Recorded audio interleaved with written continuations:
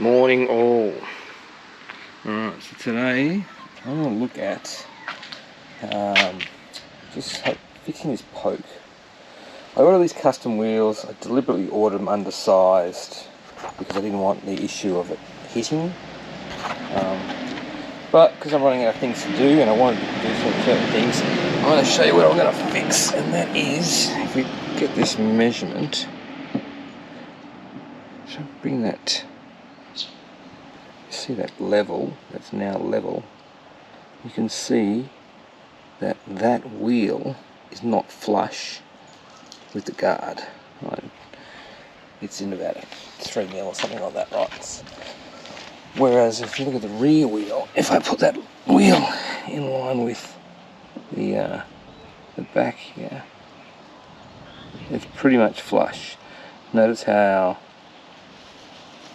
okay, that's level. Notice how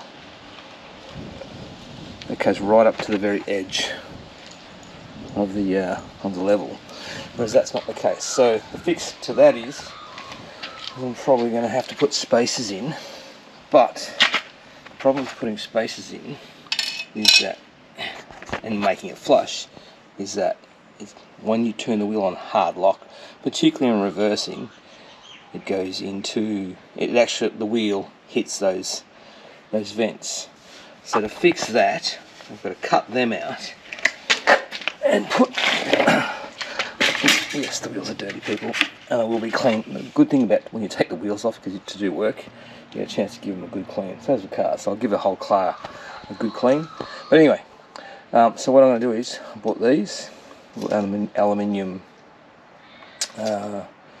mesh grates, whatever you want to call it. So what I'm going to do is now jack the car up, take the inner shroud out, cut that out, and screw that in. So with no further ado, I'm going to jack the car up, ready to do that. Okay, wheel is off. Now to take the inner shroud off. Right, by memory, when I did the DRLs, there was about 13 10mm bolts. Right, so take all those guys off. Don't forget the one down there, etc. Then once this is off, we're going to basically, and you can see the one time I tried to run spacers just to check it out, it already broke. So all of this is going to come out, right? So it's the prime reason why you have to change that area. So anyway, I'll take that off, cut that out, and fit that that mesh that we showed you before. So let's take it out. Shrouds off, or inner shrouds off. So what we're going to do now is just cut this out, right, and then give it a bit of a clean up with the Dremel, etc. And then put this baby on once it's been cleaned up. Obviously you've got certain angles. So we'll just put that on like so, and that's pretty much it. So at face value, it seems like a pretty easy job. But let's just try it out. Let's clean this up. Got my trusty tin snips. I guess you could use side cutters, whatever you want to do, but let's give this a crack. So all you're going to do is just go through.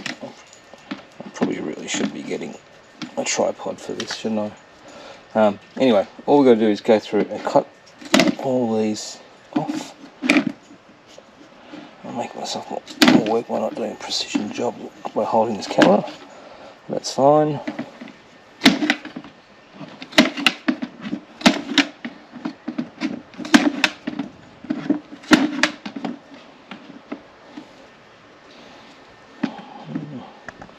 I might have to get the Dremel out for this. Yep, I'll get the Dremel out, cut this off.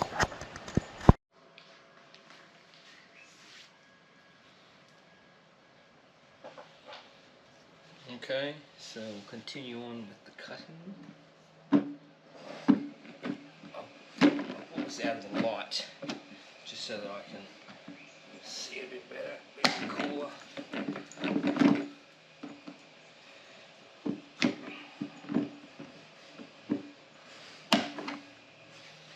This doesn't have to be precision work as yet, because ultimately you're destroying it, never to be used again. So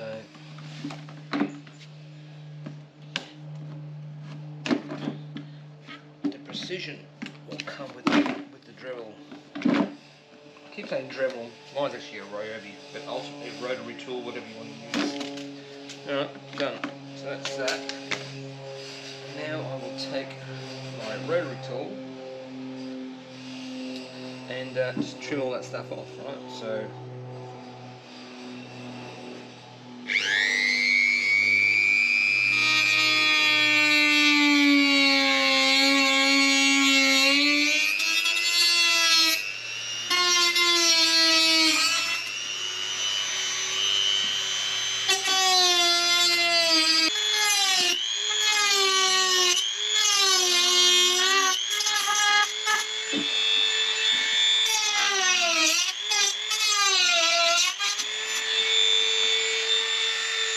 point being, and I'm going to stop the video here, but basically go around, clean all that up, and I'll kind of come back with the video once it's all cleaned up and it looks a bit better.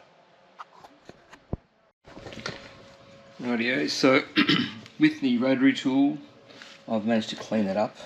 Now you can go to whatever length you want if you really want to buff it down, all that kind of stuff, but ultimately the mesh is going to go over top and you're not going to see any of that, and it's not going to affect anything from a performance perspective. So yeah, so anyway, so now what I'm going to do is I'm going to put this on like so. I'm going to try and get this set properly. Oops, sorry.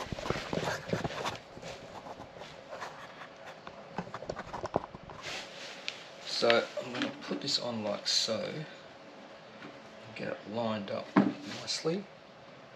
I might even take that just to make sure it's in spot in place, sorry. You might have to just bend the tabs down a little bit to make sure it's a really perfect fit. So I might just give that a little press, not too much because these aren't, you don't want to bend them off. Once it gets secured down, it will be fine. Yeah, I'm happy with that. This is just to hold it in place a little bit, not too much. I'll still be holding it down.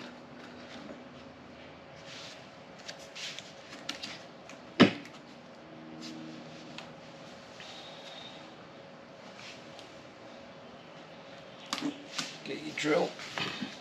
Yeah, that tape's doing nothing, isn't it? So it's got to hold it properly. Get your drill.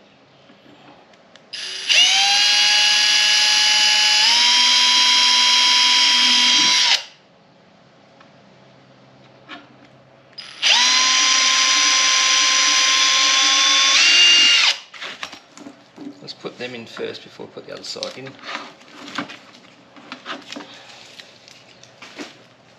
And with these mesh, hopefully you can see this on camera, comes this little screw and a nut.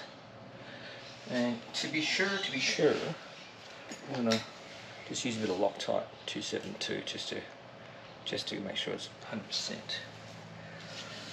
Just an absolute light dab of the Loctite.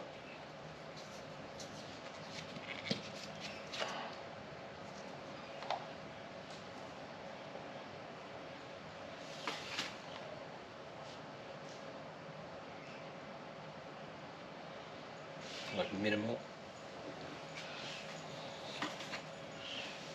And push that through. That's one.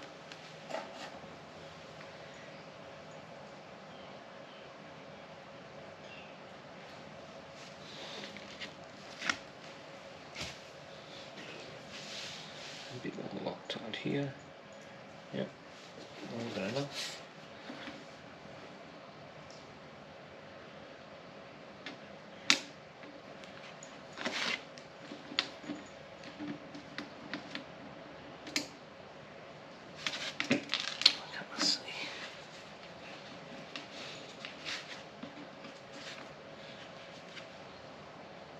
It's a very small bit, so it's a little bit harder.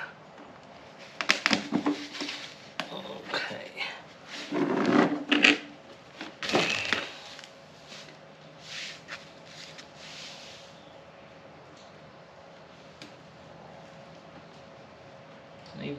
nuts are something like, I feel like they're imperial because it's not quite 6mm, it's not 5mm, something like 5/64.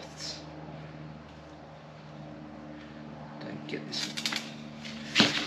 this modern world where they are still dealing with imperial. Does not make sense to the world, me.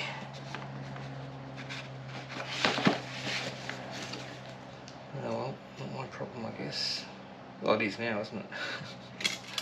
Oh god, I keep dropping this thing.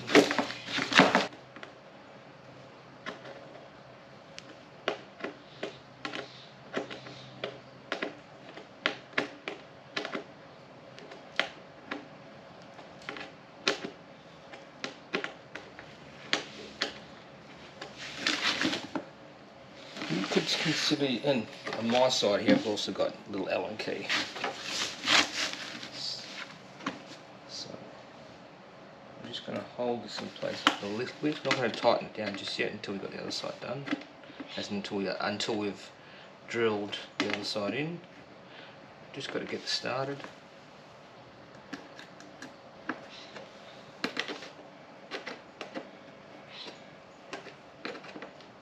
Alright, so that's in like so.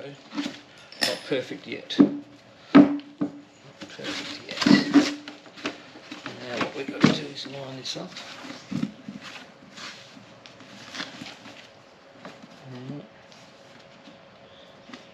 We can drill on this side now. Making sure it's flush.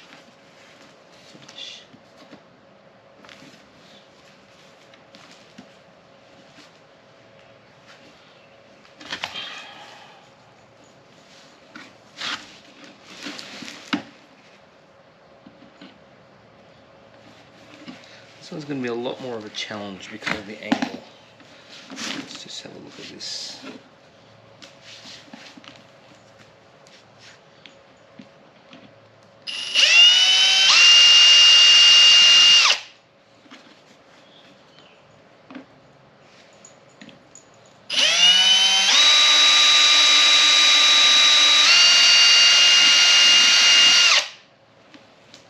Rightio.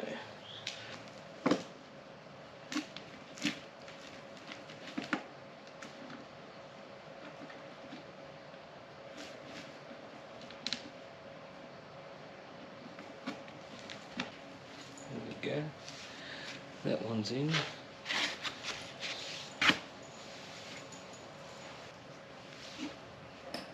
And that's in.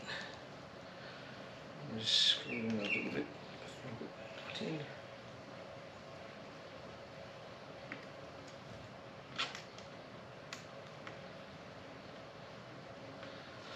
Now I've got to try and get that nut on, which is going to be the angle on that. It's really tough to get to.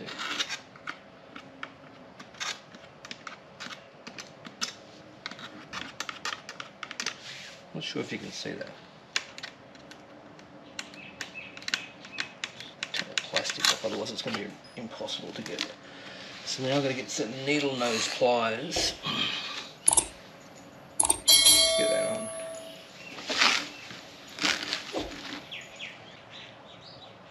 You're going to need to have needle nose and your Allen key ready on this side.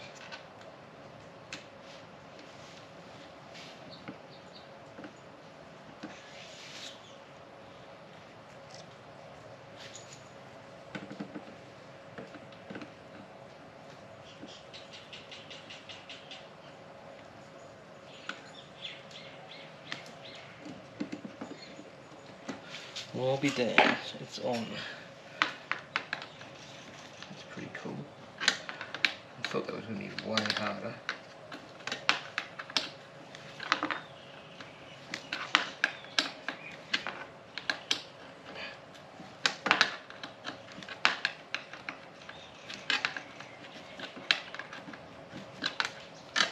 Okay, that's on. Oh yeah, that's better. Okay, so same again. Nut, needle nose pliers.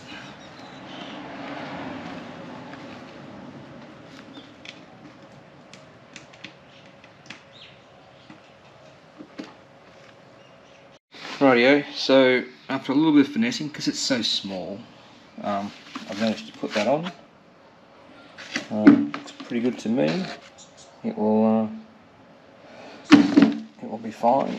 So obviously once it goes into the wheel well, that's what she'll look like, and then that should stop the rubbing. Mind you, I do notice there's a little bit of rub here. I guess time will tell. Certainly won't be, let me even give that a bit of a clean up. But anyway, it certainly won't be hitting the plastic vents that it did previously. So once I put that on and the new spacers, here are my spacers by the way. So I end up going with, near the car. I end up going with the Apex spacers. I think they're quite nice. There. The reason being is, see, you've got these little recesses. Can you see that? You've got these little recesses here. So if it happens to get stuck, you know, on your hub, you can always just get a little blade screwdriver and pop it off. What I typically do, and what probably most of you are going to do, is I put a bit of copper grease on it anyway, just to make sure it comes off nice and easy. But they are hub centric, and again, those little recesses to be able to pry off if it's stuck, to me, is gold. Now I'm going to put this back together, and I'll do the other side, of course, and hopefully that's it, job done. That's what she looks like. Alright, so as I said, I'll finish up the other side, put the wheels back on, and give it a little test drive. These babies are in, spacers are in. Now the truth, as far as whether it's flush, let's put that sucker back on again, make sure the level's correct.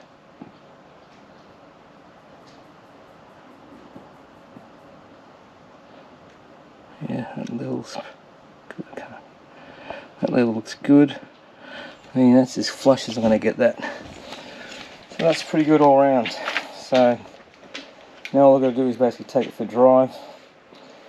I was getting rub when I was right hand down, so I have to go and test it both right and left hand down. Just need to go and get changed, so I'm not getting into a nice clean car with filthy clothes, but we'll give that a test soon. Rightio, time to try whether this mesh installation worked. Normally used to rub on full lock, so I'm going to give that a go now.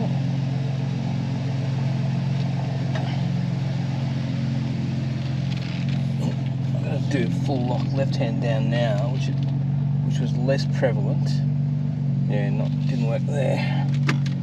So that's good. It did do it sometimes.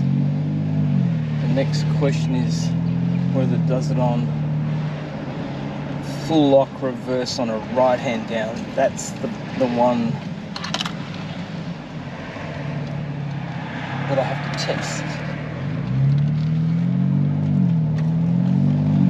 Where I can try a full right hand rear lock down. That's when I used to get that noise with the spacers on, so let's give that a go now.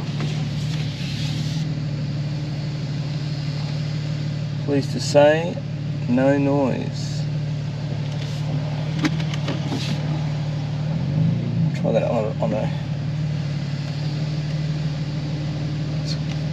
Let's go and have a look at it. See what it's doing.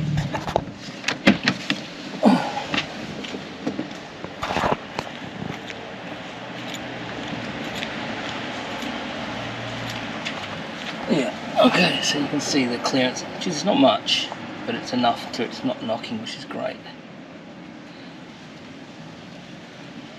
Alright, I'm going to try a full right hand down now again, even though I pulled out of my driver and I did that.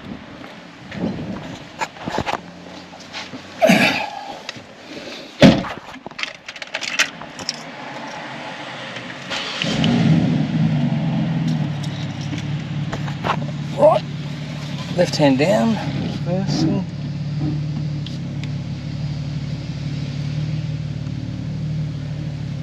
Well, my friends, I'm going to call that a win. Happy, joy. I've got flush wheels front and rear, and no rubbing when I'm reversing, or at any point so far. So I'm going to go for a bit of a drive now, and I'll report back if I hear a noise. I'm going to say that as a win later.